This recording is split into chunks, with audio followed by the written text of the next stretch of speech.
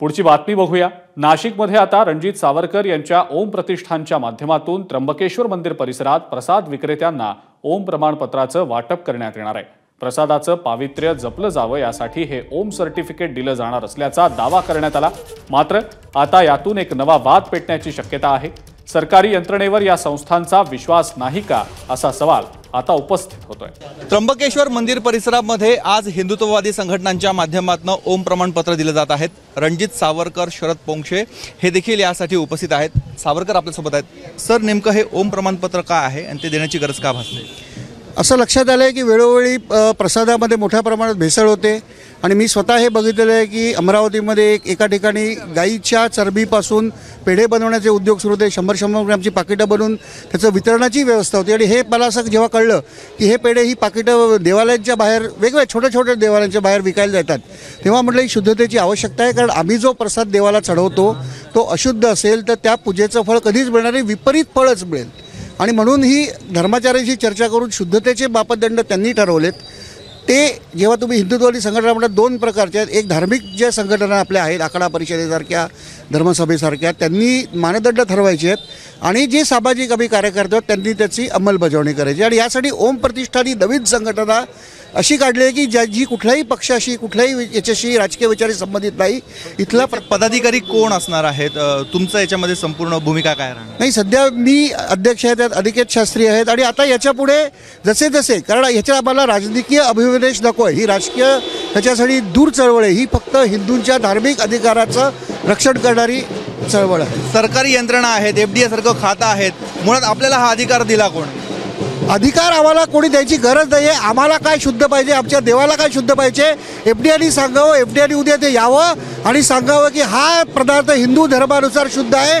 असं जर त्यांनी केलं तर आम्ही मागे हटू, पण ते करत नाही। ते फक्त भेसळ नाही याची हे करतात, पण भेसळ फक्त नुसती काय इतर वस्तूंची अशी नसते, अधार्मिक तत्वांची भेसळ असते। आमच्या धर्माला निषिद्ध असलेले पदार्थ जर आपण वास घेऊन फूल अर्पण करत नाही आणि थूक जिहाद हा आपण नेहमी बघतो तर, आणि असंख्य मुस्लिम विक्रेते आहेत इथे। महाराजांनी स्वतः गणपतीच्या याच्यामध्ये मुस्लिम विक्रेता तो देताना थुंकून मूर्ती देतो, त्यांची ती श्रद्धा आहे, आमचं काय म्हणणं नाही। पण आमच्या श्रद्धेमध्ये तुमची श्रद्धा मिसळू नका, आमची श्रद्धा विशुद्ध राहू द्या। हा थूक जिहाद आहे, हा कोर्टाने त्यांनी स्टेटमेंट दिले की आमच्या धर्माचा आहे।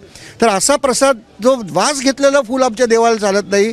जर उष्ट जय विजय हे विष्णूचे द्वारपाल होते, त्यांचा तिकडनं पृथ्वीवर यावं लागलं कारण त्यांच्यापैकी एकाच्या पत्नीने शंका आली की मी मीठ टाकलं की नाही अन्न चाकलं, ते चालत नाही आमच्या परमेश्वराला।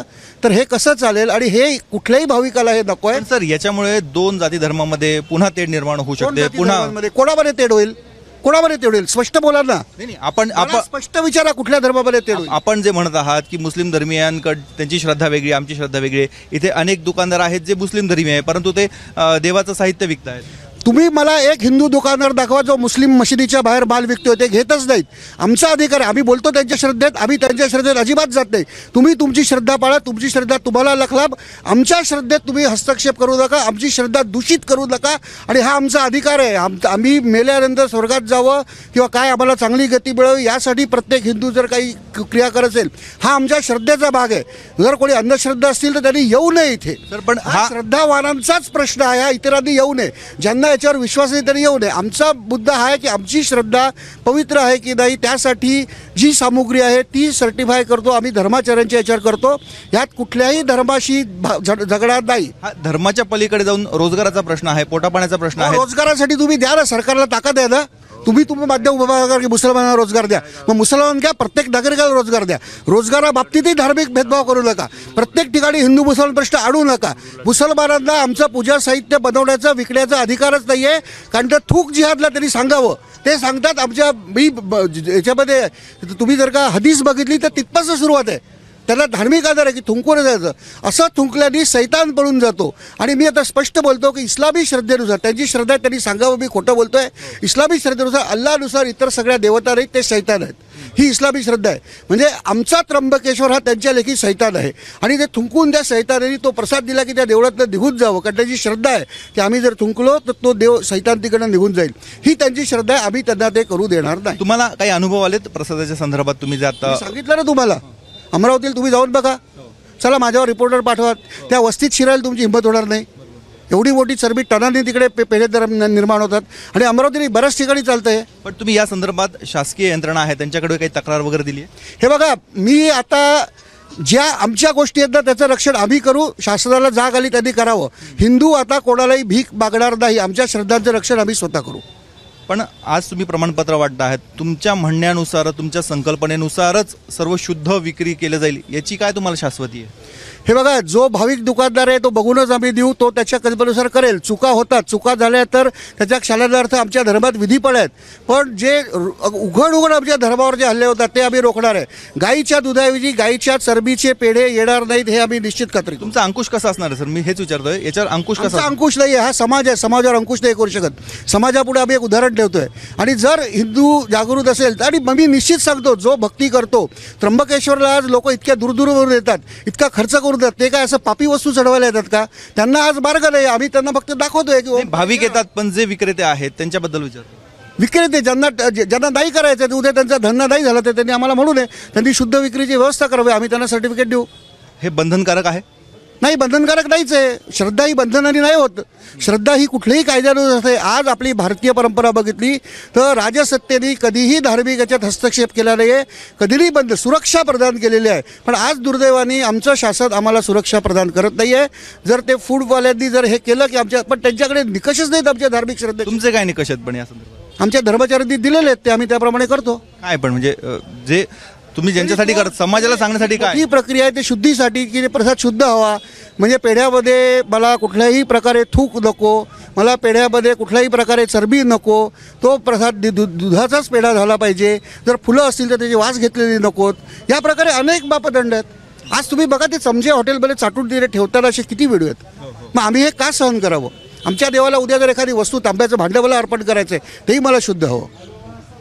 अजून आज इथे सुरुवात झाली आहे, कुठे कुठे अशा स्वरूपाचे प्रमाणपत्राचं वाटप होणार आहे?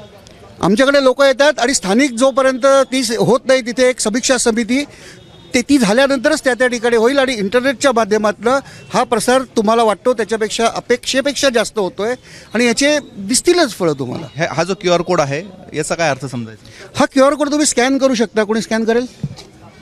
हा स्कॅन केला, नाही करून दाखवा.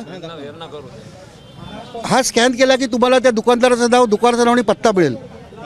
म्हणजे याचं मी कलर झेरॉक्स काढून दुसरीकडे लावू शकत नाही. पण मग केवळ दुकानदाराचं नाव आणि पत्ता मिळतो, पण तो कसा प्रसाद तयार करतो, कुठून घेतो, ही प्रक्रिया नाही कळणार. ती प्रक्रिया, हे प्रमाणपत्र आहे की आमच्या धर्माचार्यांच्या निर्देशानुसार खात्री करून घेतलेली आहे, ही तिची प्रक्रिया आहे. आता त्याचे डिटेल कोणाला पाहिजे असेल तर त्याचा पूर्ण डेटाबेस, कारण यामध्ये अनेक गोष्टी असतात की जसं तुमचं आधार कार्ड पासून हे गोपनीय गोष्टी आहेत, या मी नाही डिस्प्ले करू शकत, किंवा दुकानदाराचा फोटो मी नाही डिस्प्ले करू शकत. पण तुम्हाला कोणाला वाटलं तर त्यांनी बघावं आणि आम्ही पुन्हा त्याची खात्री करू. हे आहेत रणजित सावरकर, ओम प्रतिष्ठानचे अध्यक्ष आहेत. त्यांचं म्हणणं आहे की अशा पद्धतीचं ओम प्रमाणपत्र हे ज्या प्रसाद विक्रेत्या दुकानदाराकडे दिलं जाईल त्याच्याकडनं शुद्ध अशा स्वरूपाच्या प्रसादाची विक्री केली जाणार आहे. सध्या त्र्यंबकेश्वरपासून त्यांनी सुरुवात केलेली आहे. राज्यातील वेगवेगळ्या तीर्थक्षेत्राच्या बाहेर अशा स्वरूपाचं प्रमाणपत्राचं वाटप होणार आहे. मात्र याच्यावर अंकुश हा नेमका यांचा कसा राहणार याबाबत सध्या तरी स्पष्टता नाही आहे. ज्या सरकारी यंत्रणा आहेत त्यांच्यावर यांचा विश्वास आहे की नाही याबाबत सध्या तरी अस्पष्टता आहे. त्यामुळे सरकारी यंत्रणा असताना अशा स्वरूपाचं प्रमाणपत्राचं वाटप आता त्र्यंबकेश्वर नगरीपासून सुरू झालेलं आहे. कॅमेरामॅन मयूर बारगजेसह मुकुल कुलकर्णी, ABP माझा. ABP माझा, उघडा डोळे बघा नीट.